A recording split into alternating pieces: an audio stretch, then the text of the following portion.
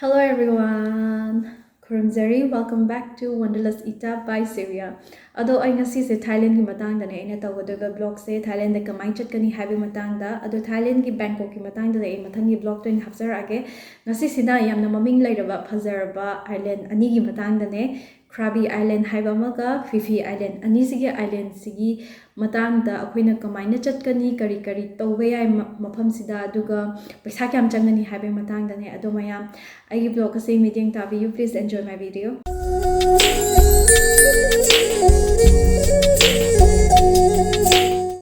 अहानबदा flight से अखोगी north east के हायरगदी कोलकाता दगी इनगना एको कोलकाता दगी अराउंड 3.5 hours मुक चंगे कैनो फावा बैंकॉक फावा अदोमी अनंबना बैंकॉक फावा लागा बैंकॉक ता नोंगनी लैरगा आइलैंड मैम अतोप अतोप सिदा चटनैये अदुमाइनो आइना आइटिनरी से सेमनैये मथंगदा आई वीजा की मतंगदा हाइजगे इंडियन पासपोर्ट होल्डर सिंगिसु कैनो से वीजा इट्स ऑन अराइवल अदुगा वीजा फॉर्म से मोइना अखोइना हेग यौरपगा अदुम एयरपोर्ट ता फंगनी को एयरपोर्ट की इमिग्रेशन की हेग ममांगदा फंगबने मथंगदा रिसेंट फोटो दो कैनो ओबियो रिसेंट ओइरगा मागी साइज सिदा पिजरे अदुगा फ्लाइट टिकट सु हनगिबगी फ्लाइट टिकट तो ओपिबा मथंगदा proof of financial means se moina hangak pusi yawe hangak tapsi yawe do kai gumba hanga agadi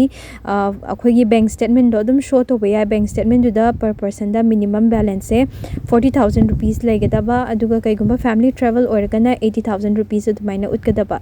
aduga hotel accommodation se mamang da di hana kashu hangam deba akhoi na imanabi ho yumda lege haidar tar su moina kashu hangam de dum changba yaram bane do but hojikti yadre ko hojik aina last time moina travel tour of the 2020 da chalu bane da moina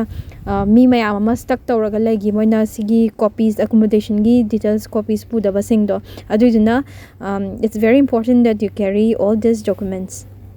मखोगी visa fee से कैनो ने single entry दना 4,000 rupees अदुगो multiple entry दना 12,000 rupees ओए अदुगो मखोगी Thailand की currency से Thai बात सिजनेबा Thai बात से कैनोगी अखोगी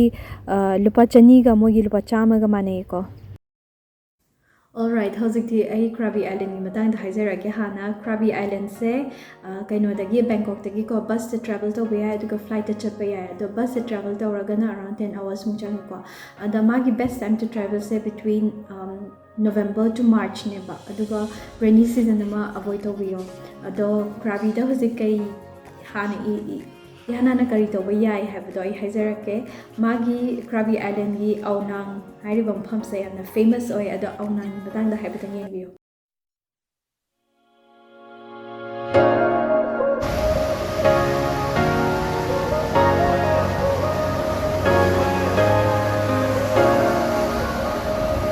Sigi Aonang beach se mogi yamna the famous of a beach ne aduga Aonang area se mogi main place ne pa Krabi gi ada sigi area sida khogi hotel leifam chapam adagi street market te kai dei loina bok phange ko ada street market se nungdang bi yamna lively oi mogi bars and restaurants me am ju open hoiraga ko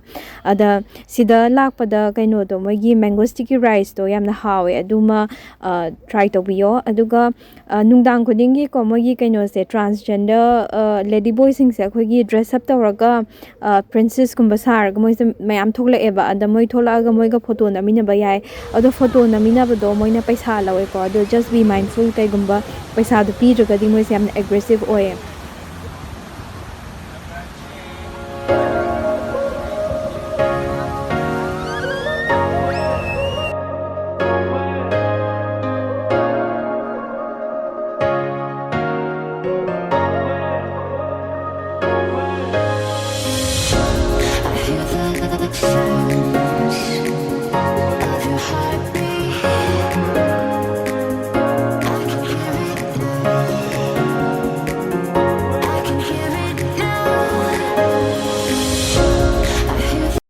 मथंगदा island hopping tour se moina aunang beach agi dum book to bayai ba aduga nongmada moina piri se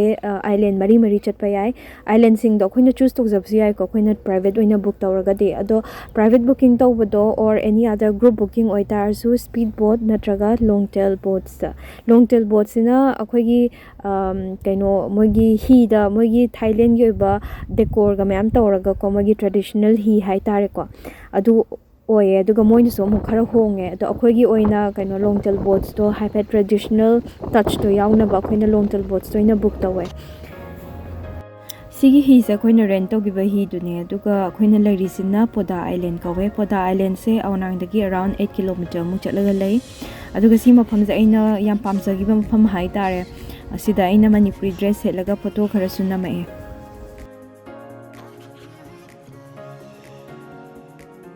ꯑꯩꯒꯤ next ꯐꯦꯚꯔꯦꯠꯁꯦ ꯀꯣꯂꯥꯎ ꯂꯥꯗꯤꯡꯁꯦ epic ꯄꯤꯛꯑꯒꯀꯣ ꯃꯤ ꯌꯥꯝꯅꯁꯨ ꯂꯩꯔꯝꯗꯦ ꯌꯥꯝꯅ ꯄꯤꯁꯐꯨꯜ ꯑꯣꯏꯈꯤꯌꯦ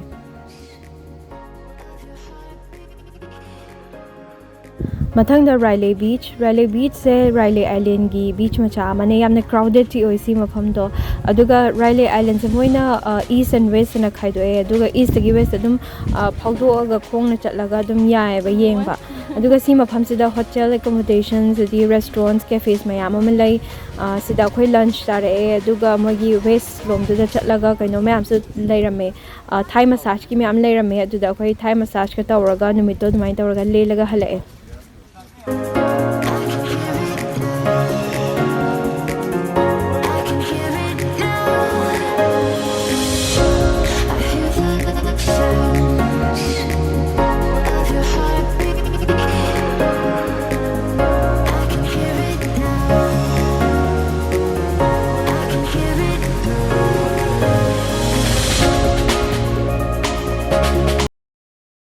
ꯃꯊꯪꯗ ꯑꯩꯈꯣꯏꯅ ꯐꯤꯐꯤ island ꯆꯠꯂꯦ ꯐꯤꯐꯤ ꯑꯥꯏꯂꯦꯟꯁꯦ ꯀ꯭ꯔꯥꯕꯤꯗꯒꯤ fairy ꯑꯃ ꯇꯣꯡꯉꯒ ꯆꯠꯂꯦ ꯑꯩꯈꯣꯏ ꯑꯗꯣ ꯐꯤꯐꯤ ꯑꯥꯏꯂꯦꯟꯁꯦ ꯌꯥꯝ ꯐꯖꯩꯌꯦ ꯑꯗꯨꯒ ꯃꯥꯁꯦ ꯁꯨꯅꯥꯃꯤ ꯃꯇꯝꯗ ꯄꯨꯔꯥ ꯗꯦꯁꯇ꯭ꯔꯣꯏ ꯇꯧꯈꯤꯕꯗꯒꯤ ꯃꯣꯏꯅ ꯚꯤꯂꯦꯖ ꯑꯃꯨꯛ ꯁꯦꯝꯒꯠꯄꯅꯦ ꯍꯥꯏꯌꯦꯕ ꯑꯗ ꯑꯩꯈꯣꯏꯅ ꯚ꯭ꯌꯨ ꯄꯣꯏꯟ ꯑꯃ ꯆꯠꯂꯦꯕ ꯆꯤꯡ ꯃꯊꯛꯇ ꯀꯥꯔꯒ ꯃꯣꯏꯒꯤ ꯍꯣꯜ ꯚꯤꯂꯦꯖꯁꯦ ꯎꯕ ꯐꯪꯕ ꯑꯃ ꯁꯤꯁꯦ ꯃꯣꯏꯒꯤ ꯚ꯭ꯌꯨ ꯄꯣꯏꯟ 2ꯗꯒꯤꯅꯦ ꯐꯤꯐꯤ ꯑꯥꯏꯂꯦꯟꯗꯀꯣ ꯅꯨꯡꯇꯤꯒꯤ ꯃꯣꯏꯁꯦ ꯐꯥꯌꯔ ꯁꯣ ꯇꯧꯋꯦ ꯐꯥꯌꯔ ꯁꯣꯁꯦ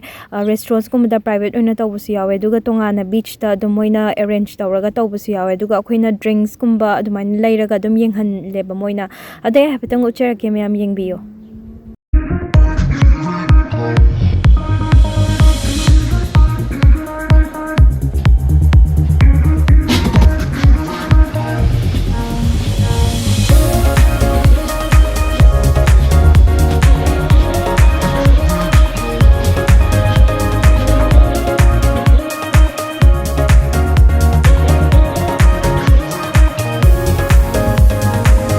ꯃꯊꯪꯗ ꯑꯥꯏꯂꯦꯟ ꯍꯣꯞꯄꯤꯡ ꯇꯣꯔ ꯐꯤꯐꯤ ꯑꯥꯏꯂꯦꯟꯒꯤ ꯁꯤꯗꯁꯨ ꯑꯥꯏꯂꯦꯟ ꯍꯣꯞꯄꯤꯡꯗꯣ ꯌꯥꯝꯅ ꯌꯥꯝꯃꯦ ꯑꯗꯨꯒ ꯑꯩꯅ ꯑꯣꯏꯅ ꯈꯤꯇꯪ ꯈꯟꯒꯠꯆꯔꯒ ꯑꯩꯒꯤ ꯐꯦꯚꯔꯦꯠ ꯑꯣꯏꯈꯤꯕꯗꯣ ꯑꯗꯨ ꯈꯇꯪ ꯑꯣꯏꯅ ꯎꯠꯆꯔꯛꯑꯒꯦ ꯃꯌꯥꯝꯗ ꯑꯗꯣ ꯁꯤꯒꯤ ꯃꯐꯝꯁꯤꯗ ꯍꯣꯡ ꯑꯥꯏꯂꯦꯟ ꯍꯥꯏꯔꯤꯕ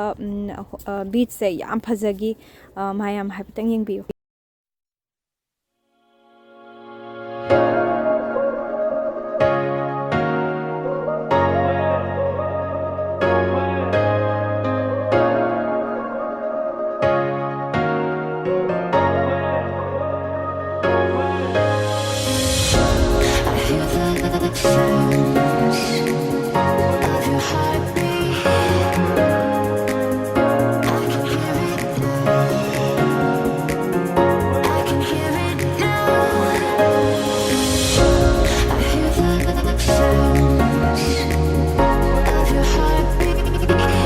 ꯃꯊꯪꯗ ꯃꯪꯀꯤ ꯕꯤꯆ ꯁꯤꯒꯤ ꯕꯤꯆꯁꯦ ꯌꯥꯝꯅ ꯅꯣꯛꯅꯤꯡꯃꯟꯗꯅ ꯑꯩꯅ ꯍꯥꯞꯄꯅꯦ ꯆꯠꯂꯒ ꯌꯣꯡ ꯃꯌꯥꯝꯁꯨ ꯁꯨꯃꯥꯏꯅ ꯏꯔꯣꯏꯔꯒꯁꯨ ꯂꯩꯔꯝꯃꯦ ꯑꯗꯨꯒ ꯐꯣꯇꯣ ꯑꯃꯅꯤ ꯈꯔ ꯅꯝꯃꯛꯑꯦꯀꯣ ꯌꯣꯡꯁꯤꯡꯗꯣ ꯑꯣꯏꯅ ꯑꯗ ꯌꯣꯡ ꯑꯃ ꯐꯣꯇꯣ ꯑꯃꯗꯤ ꯌꯥꯝ ꯅꯣꯛꯅꯤꯡꯃꯟꯗꯅ ꯑꯩꯅ ꯍꯥꯞꯄꯅꯦ ꯁꯤꯒꯤꯁꯦ